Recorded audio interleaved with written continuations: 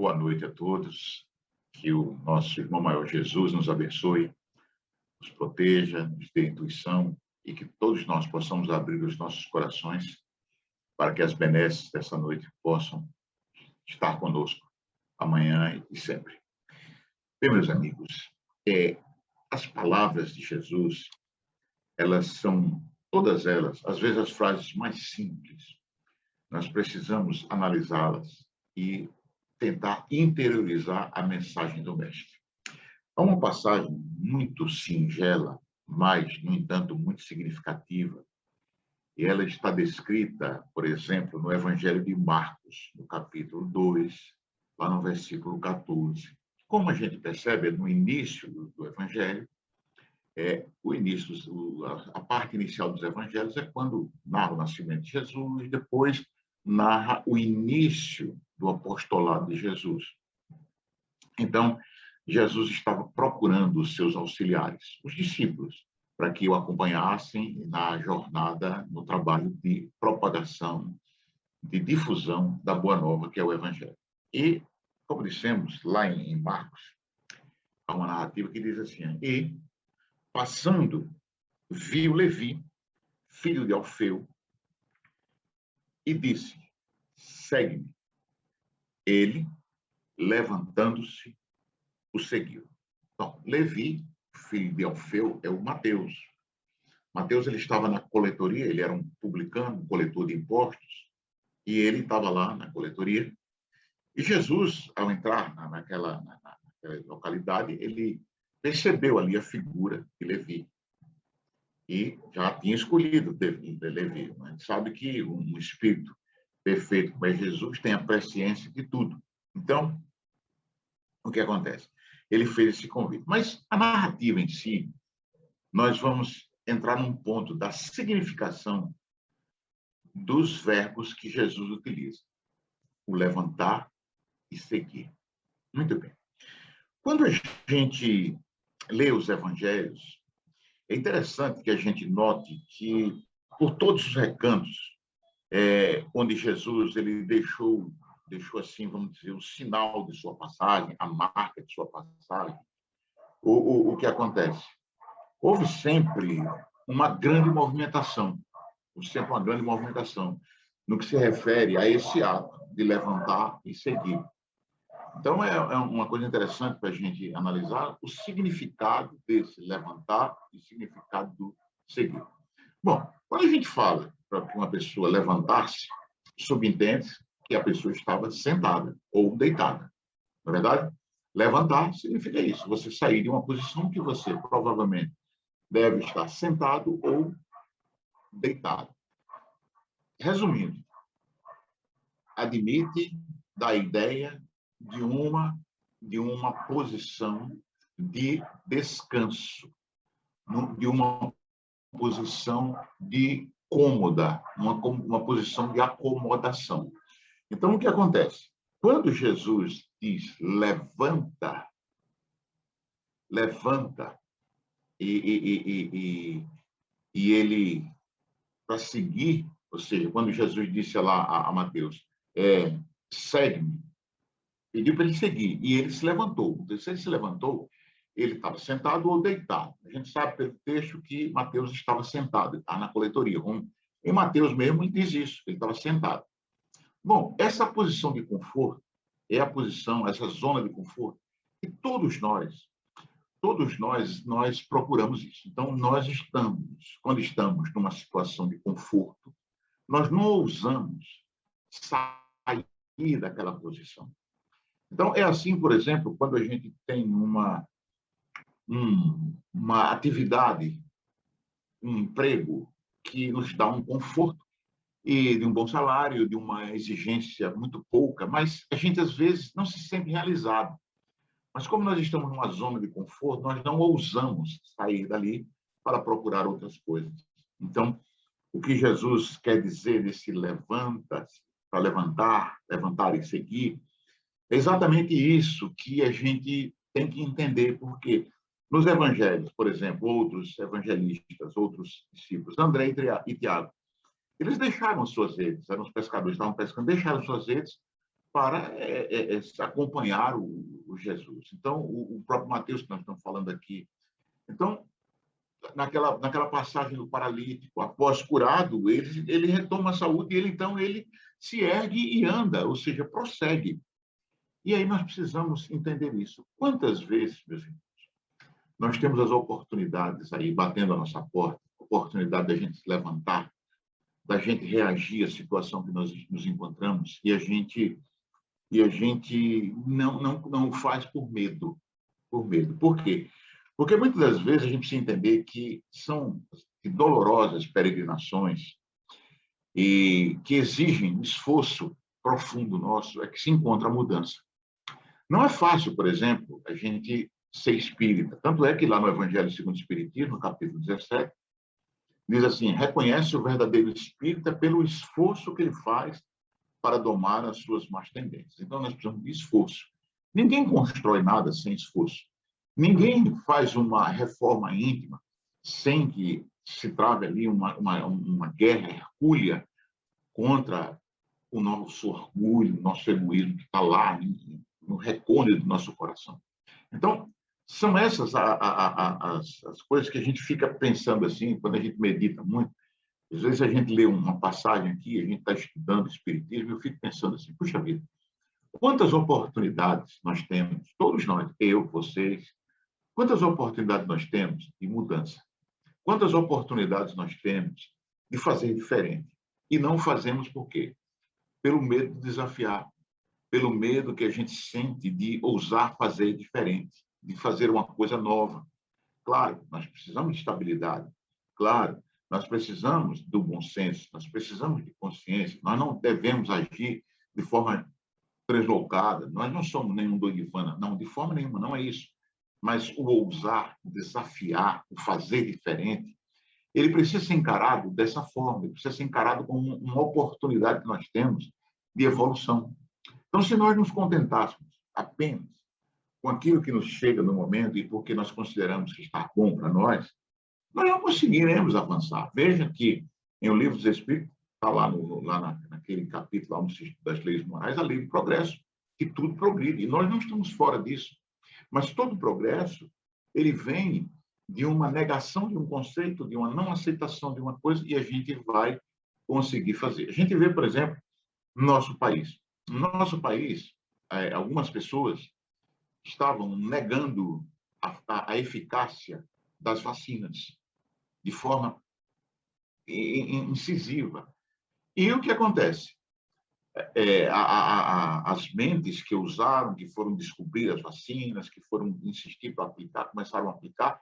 E o que acontece? As curvas de morte e de casos da Covid-19, elas foram decrescendo à medida que avançava a curva de vacinação. E a gente está vendo aí o resultado hoje. Ou seja, se nós ficássemos na conformidade, na aceitação, pura e simplesmente, daquilo que a razão nos impede de acreditar. Sim, por quê? Porque quando nós olhamos para dentro, quando nós buscamos o autoconhecimento, então, algo em nós diz assim, não, o caminho é este. Sabe por quê? Porque tem uma questão em um livro dos Espíritos que Kardec pergunta, onde é que está escrita a lei de Deus? E aí, a espiritualidade, ela diz de uma forma assim inequívoca, está na consciência. Por que isso? Porque sempre nós somos alertados pelo caminho a seguir. Sempre nós somos chamados para o seguir algo. Sempre nós estamos sendo alertados, acordados para o levantar e seguir. Mas então, levantar tão somente não basta, como o Levi, o Mateus, ele fez. Por quê? É preciso uma atitude. É preciso que a gente tenha determinação para realmente mudar, para realmente seguir adiante. E o que é seguir Jesus? A gente vê o seguinte, seguir Jesus não é fácil. Vamos pegar um exemplo. Paulo, o tecelão de Tarso, Paulo de Tarso. Paulo de Tarso, o que acontece? Quando ele foi acordado, quando ele foi chamado a seguir Jesus, lá naquele advento da estrada de Damasco, o que acontece? Ele procura seguir Jesus, mas o que aconteceu com ele? Ele sofreu muito. Foi entre os açoites e sofrimentos, e depois de se haver levantado as portas da Damasco, é que ele vai seguir verdadeiramente Jesus. A mesma coisa ocorre com numerosos discípulos, que somos nós. Estamos querendo nos enquadrar na condição de discípulos de Jesus. Então, nós precisamos o quê? Entender isso, porque esses numerosos que somos nós, discípulos de Jesus, acordam de sua noite de açoites, e aí o que a gente chama de noite? As noites dos açoites terrestres é a noite das ilusões, daquilo que a gente muitas vezes sonha, daquilo que a gente acha que é a razão da nossa felicidade, que tanto a gente persegue. E o que acontece? Depois a gente se vê num momento em que a gente diz, poxa vida, tudo isso eu quis tanto, tudo isso eu briguei tanto, e nada disso vai atender aquilo que eu procuro, que é a minha felicidade. Então, esse serviço de redenção demanda de nós o quê? Testemunhos. Testemunhos que a gente vai ter que ser santificado no trabalho que a gente tem que exercer. E no sacrifício, porque nada, nada, nada, nada se consegue de graça. Nada cai do céu. É uma ideia que a gente tem assim, de, puxa vida, eu vou orar e tudo vai cair do céu. O apóstolo Tiago, lá na sua epístola, está lá ele dizendo o seguinte, que acaso acha que a tua fé sem obras vai te salvar? Isso é um chamamento muito forte. Não adianta você simplesmente querer ficar naquela contemplação, achando que você vai ser salvo a sua vida, você vai encontrar um lugar ao sol, você vai para o nosso lar e você vai sair do umbral simplesmente porque você está ali orando, está ali exercendo aquela reclusão pela fé. Não. Nós precisamos de fé, sim. Nós precisamos de oração, sim. Nós precisamos de estudo, sim. Nós precisamos de dedicação a horas de meditação, sim. Tudo isso é muito importante. Mas tudo isso não vai valer de nada se nós não operarmos essa fé, não operarmos essa vontade, essa coisa que está dentro de nós. Então, é por isso que o levantar-se somente não adianta. É preciso seguir a Jesus. E isto constitui uma coisa assim, um acervo de lições para o espírito religioso, porque a maioria de nós, cristãos, a gente vai se adaptando aos trabalhos e à lei do menor esforço. Claro, do nosso feitio, é do nosso grau de imperfeição, porque a gente não consegue enxergar o benefício que vai nos trazer. Aí as pessoas dizem, mas é muito chato ser espírita, você tem que estar estudando tanto, mas para que isso? Para que você tem que estar buscando interpretar os textos e buscando significado? E essa de reforma íntima, está se crucificando por tudo que você faz. Eu não sou santo, né? Assim, realmente, nenhum de nós é santo, nenhum de nós é perfeito. Nós estamos aqui por quê? Porque nós temos débitos, e até débitos tenebrosos, de um passado de muita iniquidade que a gente espalhou, de muita dor, muito sofrimento. Então, é uma coisa assim, escabrosa o nosso passado. É verdade. Mas quando a gente tem o conhecimento espírita, quando a gente chega aqui a encontrar a doutrina espírita, o que acontece? A gente tem que pensar diferente. A gente não pode achar e ficar esperando a visita presencial de Jesus. Jesus chegar a aparecer para nós. Aonde? No conforto das nossas poltronas, dos nossos lares, a gente está sentado ali. Não. Não é através das preces ou que a gente coloca muitas vezes assim num desses streams da vida, a gente vai ouvindo preces, tal, essas mensagens de áudio, essas mensagens de autoajuda. Não é por aí, não. A gente precisa que sejamos insistentes nisso, em saber que a mudança, a reforma tem que ser uma reforma íntima.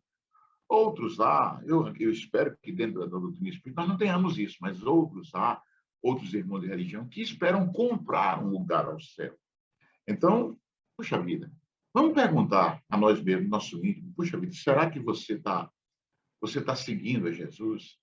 Será que você está realmente, você está tentando a reforma íntima? Será que você tomou consciência do que é seguir Jesus? Então, a gente precisa buscar isso dentro de nós. E a doutrina espírita, e a gente agora vai falar um pouco sobre nós, sobre os espíritos, a doutrina espírita, ela convida cada um de nós, e aí onde está, muitas vezes a gente vê equivocadamente dentro do movimento espírita, eu não vou separar agora, nós não enxergamos na doutrina espírita, mas no movimento espírita, algumas pessoas que têm fórmulas mágicas para a felicidade. Pessoas que acham que tudo que acontece conosco de ruim é culpa do obsessor. É a questão da obsessão. E, na verdade, quando se pensa assim, é um caso de obsessão. Porque a pessoa não se acha culpada do que acontece com ela, não se acha responsável pelas suas ações, pela reação das suas ações. E aí a gente precisa pôr por baixo esse conceito. De que forma? Quando nós estudamos, quando nós participamos da interpretação do que diz a doutrina espírita, dos seus postulados, a gente vê que a vida ela não tem nem castigo, nem tampouco recompensa. Nós temos consequências, nós temos a lei de causa e efeito. E se nós queremos avançar, se nós queremos progredir, se nós queremos melhorar de vida, e aí o melhorar de vida é um conceito que a gente precisa rever muito bem. O melhorar de vida não é você ter posses financeiras, não é você ter um conforto de uma casa, você ter a segurança de um modelo importado de automóvel. Não, não é nada disso, não é nada disso. Nós estamos falando do progredir moralmente, espiritualmente, valores que nós conquistamos, valores espirituais. E isso tudo chama-se o quê? Esse evoluir chama-se adquirir uma consciência espiritual. Ter consciência espiritual é você ter a consciência de que você não é um ser finito, que está num casulo chamado corpo material. Você não está vivendo um hiato de tempo chamado vida física, vida material. Não, não é isso. Você ter consciência espiritual é você saber que você é um ser cósmico universal, um ser que transcende, um ser que é imortal, um ser que foi criado num dado momento por Deus, e nesse momento da criação você foi concebido de formas simples e ignorante. Então você aí começou a evoluir desde um princípio inteligente até essa consciência que a evolução da humanidade permite e a evolução do seu espírito está. Então, você precisa avançar nisso. E essa consciência, chamada de consciência espiritual, e é nessa consciência que a gente precisa levantar e procurar seguir Jesus. Levantar por quê? É sair dessa zona de conforto, que tanto a gente gosta, que tanto a gente aprecia, que tanto a gente tem medo de deixar. A gente não ousa, muitas vezes, mudar o nosso padrão, porque está dando certo, e vale aquela máxima, já que nós somos o país do futebol, diz, time que está ganhando não se mexe. Mas não é isso, a gente precisa ousar, a gente precisa fazer mais gols, a gente precisa fazer algo diferente, a gente precisa se melhorar, a gente precisa atingir aquilo que a gente chama de perfeição. Lá no capítulo 5º do Evangelho de Mateus, ele das bem-aventuranças, ele termina, lá na sua última frase, o seu último versículo é: sede perfeito, como é o vosso Pai Celestial. Ou seja, a nossa meta é a perfeição. A nossa meta é nós chegarmos a um momento que a gente precisa ter isso sempre dentro de nós. Olha, eu preciso evoluir. E quando a gente observa a doutrina espírita e as outras doutrinas religiosas, não que o espiritismo seja melhor do que qualquer outra doutrina, nem tão um pouco pior. Porque, como está lá no Livro dos Espíritos, a melhor religião é a que torna o homem melhor. Então, a gente precisa compreender isso. Para me tornando melhor, eu estou me sentindo bem dentro da doutrina espírita, sendo espírita. Então, se eu estou me sentindo bem, eu preciso seguir a minha doutrina. Eu preciso ter cuidado para andar dentro dos postulados. E os postulados da doutrina diz que a gente deve avançar sempre, que a gente deve procurar sempre evoluir, que a gente tem que procurar vencer a cada dia as nossas más tendências. E isso significa o quê? Esse avanço moral, esse aspecto que tem como objetivo a doutrina espírita, que é o quê? O melhoramento do homem intelectual e moralmente. O homem tem que evoluir moral e intelectualmente. E o que quer dizer isso? Moralmente, rompendo esses nossos desafios, que são muitos, que são o preconceito, o egoísmo, a vaidade, o orgulho. Então, todas essas deficiências morais, vamos chamar assim, porque são deficiências morais, por quê? Porque, como deficiência, elas nos impedem de progredir. Então, é preciso não apenas o levantar, não apenas o achar que isso é correto, ou até mesmo ter consciência da correção dos preceitos espíritas ou da sua religião. Muito importante isso, a gente tem que acreditar, porque a fé não é um artigo que a gente tão somente basta acreditar. A fé é muito mais. A fé é você estar consciente daquilo. A fé é você realmente estar convicto que aquilo é correto. E essa convicção, ela tem que estar pautada na razão, porque senão a fé, ela vai tomar um contexto de fragilidade.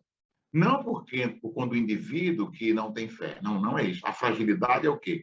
Porque quando a fé começa a se afrontar, a ser encarada pela razão, e a razão inteligente, não preconceituosa, cabe bem frisar isso, a razão vai começando a fazer questionamentos e que a nossa fé, muitas vezes, ela é posta em risco. E por que em risco? Porque ela não é verdadeira, porque ela não é aquela fé robusta, porque ela se apoia em dogmas, muitas vezes. Então, a gente precisa acordar para isso. Então, o espírita, ele precisa ter uma fé raciocinada. Ele precisa entender que não basta apenas sair da zona de conforto, mas é preciso persistir nisso, porque o caminho não é fácil. O caminho não é fácil. É por isso que o espírito Viana de Carvalho, ele tem uma frase que eu gosto muito, e ela aparentemente é uma frase antagônica no seu contexto, porque ele diz assim: o espiritismo é simples, porém não é fácil. Bom, o que é fácil é simples, o que é simples é fácil, né? É. Mas ele é simples por quê? E por que não é fácil? Ele é simples porque os seus conceitos estão todos pautados na razão, na observação que Kardec teve, que a espiritualidade encadeou nos ensinos, nas questões do livro dos Espíritos. Então, isso facilita o quê? O levantar-se. Facilita muito isso. Por quê? Porque você levantar é você tomar uma decisão ali. Uma decisão. Então, eu decidi me levantar, eu decidi sair da zona de conforto. Eu decidi observar mais o que eu vou fazer. Então, o que acontece? Eu estou proposto, estou aceitando esse novo caminho. Muito bem. Só que esse novo caminho, ele muitas vezes, ele é íngreme. Muitas vezes esse caminho, ele é um caminho de muitos pedregulhos, é um caminho que poxa vida, ele é assim um caminho de muitos desafios e a gente às vezes tem medo.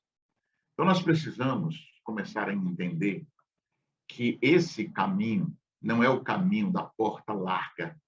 O caminho da transformação moral é o caminho da porta estreita. E para que a gente passar, nós temos que afinar. Nós temos que diminuir. Diminuir o quê? Aquilo que a gente traz conosco, que é inservível, que são esses sentimentos menores, se é que a gente pode chamar de sentimento. Orgulho, vaidade, preconceito. E a gente tem muito disso. Nós temos muitos preconceitos. Nós não admitimos determinadas coisas. Nós, muitas vezes, julgamos o nosso irmão pela aparência, nós julgamos o nosso irmão pela cor da pele, pela condição social, pela condição intelectual da pessoa, cultural, e a gente comete equívocos, porque a gente apenas se levantou, mas a gente não seguiu a Jesus. Então, a gente precisa entender isso. A gente precisa entender que esse vocábulo, levantar, que pode ser erguer, que pode ser içar, alterar, são vocábulos que são sinônimos entre si, que a gente precisa vocalizar isso, mas perceber o objetivo que nós vamos trabalhar nisso. Então, quando Jesus ele atendeu ao paralítico, ele lá disse: levanta-te e segue adiante. Você tem uma nova vida, você está tendo uma nova oportunidade, então segue agora, segue no caminho reto. E quantas vezes, meus irmãos e irmãs, a gente tem a oportunidade, a gente malbarata essa oportunidade, por quê? Porque a gente apenas levantou, a gente apenas despertou, mas esse despertamento não foi total e não foi capaz de criar em nós a vontade de modificar, de seguir. Então, a gente, puxa vida, a gente precisa entender isso. A gente precisa entender que nossa vida tem que ser plena. A gente tem que buscar a nossa redenção, a gente tem que buscar a nossa maneira de viver, uma maneira que nos traga felicidade, uma maneira que a gente consiga ser feliz. Nós não somos felizes por conta de muitas coisas que a gente não consegue, a gente não aprende a lição. A gente não consegue entender aquilo que nos é posto, aquilo que nos é ensinado, aquilo que a gente tem que fazer, aquilo que a lição da vida nos oferece, nos ensina. E a gente fica com medo. E muitas vezes não é nem medo, é preguiça. Preguiça de seguir adiante. A gente tem preguiça de ler, a gente tem preguiça de interpretar, a gente tem preguiça e medo de afrontar quem nós somos, fazer o que o Espiritismo chama de reforma íntima, do que está lá no livro dos Espíritos, do conhece-te a ti mesmo, de buscar esse autoconhecimento. Então, a gente precisa pensar em tudo isso. A gente precisa começar a enxergar todo esse nosso potencial que temos de modificação. Há uma história, uma fábula, eu acho muito interessante, que diz respeito ao que a gente aprende verdadeiramente, o que a gente interioriza das lições que nós aprendemos.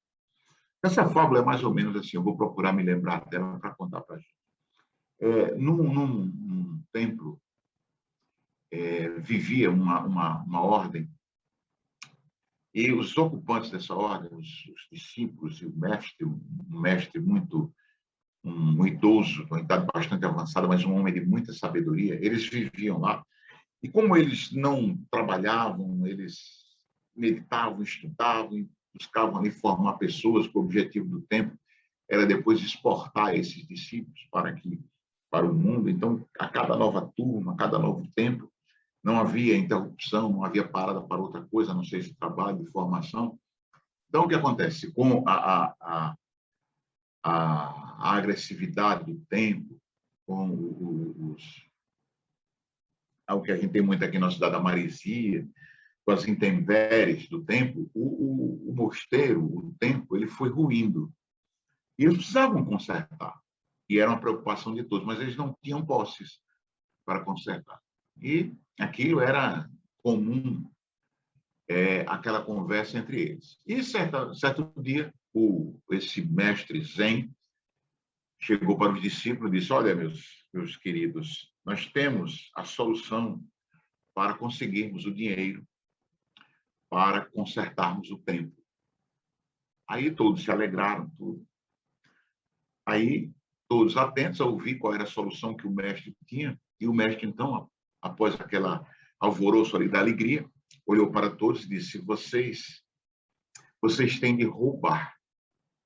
Aí todos se olharam, e era inevitável a pergunta: mas mestre, o senhor sempre nos ensinou que roubar estava contra o que diz a nossa consciência. Mas como é que o senhor manda a gente fazer isso? Aí o mestre disse: mas eu quero que vocês roubem sem que ninguém, absolutamente ninguém, veja, seja testemunha disso. E ele então saiu. Os jovens discípulos lá ficaram naquele salão do templo a discutir entre eles. Poxa vida, mas o mestre mandou. Então, se ele mandou, ele sabe o que está dizendo.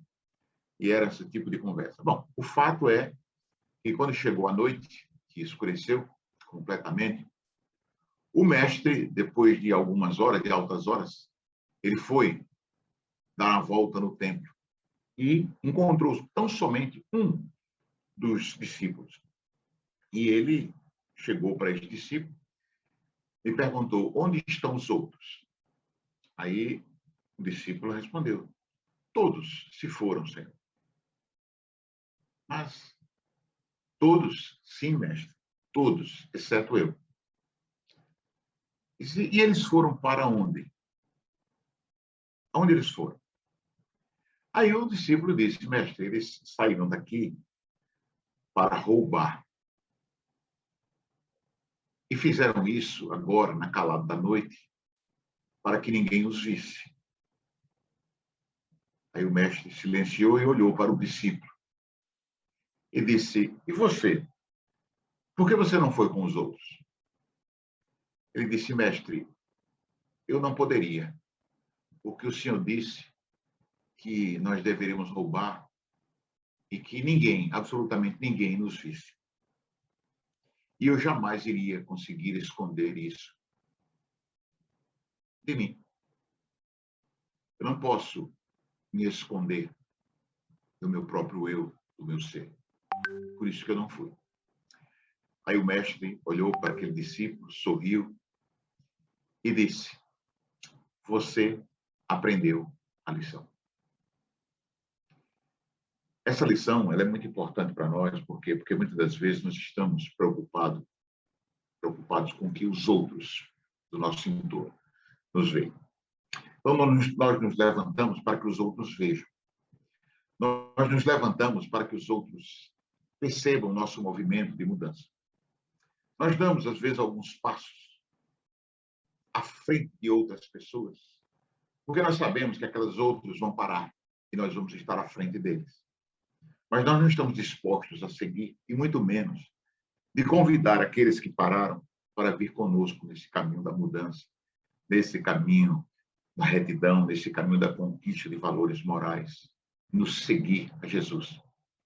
E isso é, de certa forma, muito complicado, porque a gente precisa entender que Jesus ele não cobra de nós a perfeição, porque ele sabe exatamente onde cada um de nós está, no nível que cada um de nós se encontra para nessa vida que a gente está, que a gente tem, que nós somos. Então, ele não nos cobra de maneira nenhuma essa perfeição, porque ele sabe exatamente qual é o nosso patamar de evolução. Então, veja só, quando Jesus ele convida o Mateus, o Levi, a buscar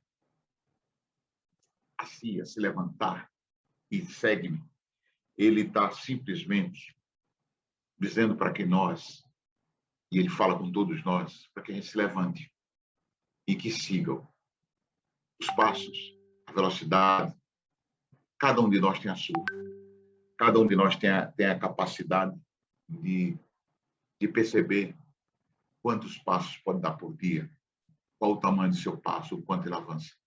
Mas o importante é que nós façamos essa caminhada a passos firmes, sem olhar para trás, sem se deter naquilo que não importa, naquilo que é supérfluo, naquilo que verdadeiramente não traz felicidade para todos nós. E é isso que a doutrina espírita prega. É isso que a doutrina espírita espera de cada um de nós, que a gente avance nessa linha chamada progresso, que a gente busque o auto-melhoramento, busque o autoconhecimento, para que a gente siga adiante e encontre na Boa Nova nossa razão de viver. Então, é muito importante que tenhamos essa perspectiva de vida. É muito importante que a gente se aceite como é, claro, porque a gente precisa do autoconhecimento. Então, temos que aceitar o que cada um é, olhar para o espelho da consciência e se perceber, olha, eu sou assim, eu me aceito assim pela minha condição evolutiva, mas, porém, isso não me satisfaz. Eu preciso avançar. Eu preciso reconhecer em mim aquilo que não é bom, aquilo que precisa ser modificado, aquilo que precisa ser melhorado e trabalhar isso. E eu não posso inverter as coisas, porque tem determinados acontecimentos da vida que a gente não tem controle, a gente não pode mudar, mas outros, nós somos perfeitamente dotados da capacidade de reverter aquela situação, o cuidar de nós, o conhecer a si próprio, para que a gente tenha assim, um balizamento das nossas atitudes, daquilo que a gente precisa, daquilo que a gente quer, daquilo que a gente realmente sonha, que é evoluir. Mas a gente precisa ter vontade. Eu vejo com muita apreensão, às vezes, sim, apreensão por quê? Porque eu vejo nas pessoas, principalmente naquelas pessoas que vêm, enxergam na doutrina espírita algo milagroso, algo que vai transformar as suas vidas de água para o vinho em questão de minutos, de simplesmente ler um livro, um romance, assistir a uma doutrinária, tomar um passe. Não é isso. Ter contato com um irmão da espiritualidade, através da mediunidade. Não é isso, não é isso. O que conta realmente seguir Jesus e nessa caminhada é a gente estar seguro que todos os grandes vultos do espiritualismo, da espiritualidade do mundo, eles não foram pessoas que tiveram vida fácil.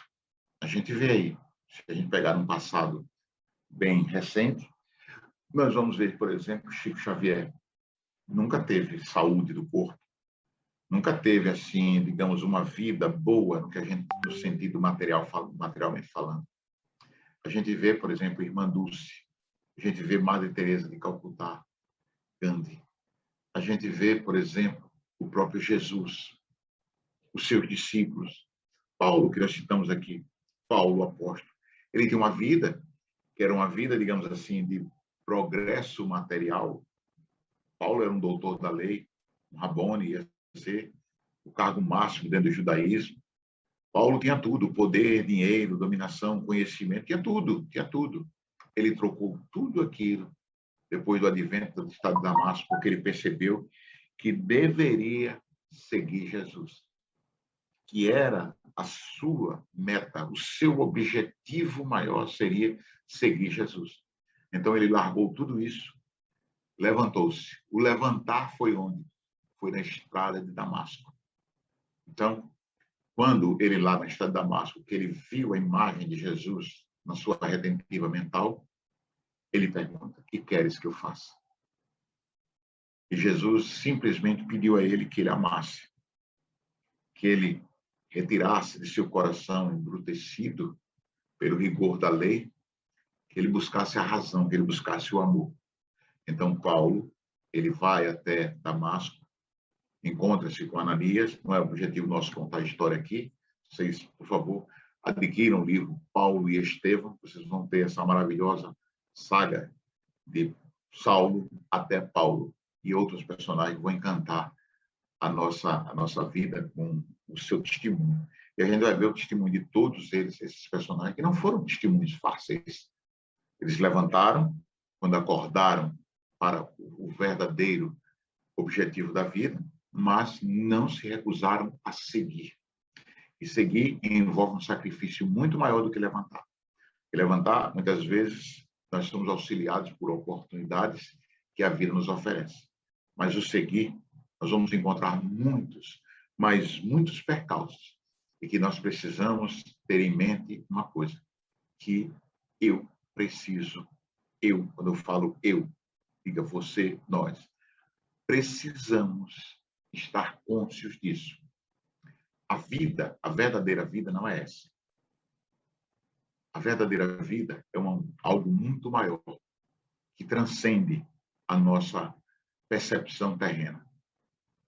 É uma vida espiritual. E lá, o que verdadeiramente importa é o quanto nós seguimos na direção do bem. Tá certo? Eu vou me permitir, para a gente finalizar a noite, ler aqui para vocês uma mensagem que um amigo nosso nos ditou. Ele nos ditou recentemente, mais precisamente no dia 19 de outubro, na terça-feira, quando ele nos disse assim: em determinados momentos, somos frágeis e a suscetibilidade decorrente desta fragilidade nos impulsionam para despenhadeiros. Reaja. Somos nós que criamos nossos infernos desesperadores ou pintamos as belezas do céu? Mantenha o equilíbrio. Dificuldades, as mais diversas, são inerentes à nossa condição, mas são necessárias ao nosso aprimoramento. Erga-se e segue adiante. Acima das espessas nuvens das tempestades, o sol brilha, nos mostrando que sempre há um novo caminho a seguir. Nunca desista de ser feliz. Pense nisso. E eu desejo a todos vocês uma boa noite. Que nós tenhamos uma semana de muita paz, de muita realização. E estejamos sempre aptos, prontos, receptivos ao convite de Jesus, quando ele nos convida a seguir. Então, levantemo-nos e passemos a segui-lo, com um firme propósito de nos melhorar, com um firme propósito de descobrir em cada entrelinha do seu evangelho uma razão para ser feliz e de fazer o outro feliz, simplesmente fazendo aquilo que ele nos convidou a fazer. Ele nos convidou que nos amássemos uns aos outros. E é isso que nós devemos buscar, o amor entre nós, entre todos nós. Que nós possamos amar ao próximo, à natureza, aos nossos irmãos animais, que possamos vencer os preconceitos, as posições de orgulho, de egoísmo, enfim, que nós sejamos mansos, que nós encontremos em cada instante das nossas vidas uma razão para amar e ser feliz. Eu desejo a todos vocês, sim, uma boa noite e agradecer, e muito, a todos pela oportunidade de humildemente trazer a vocês essa mensagem do fundo do nosso coração e de servir, porque eu espero que isso tenha e traga algo de bom no coração de cada um de vocês. Uma boa noite e até o nosso próximo encontro. Muito obrigado.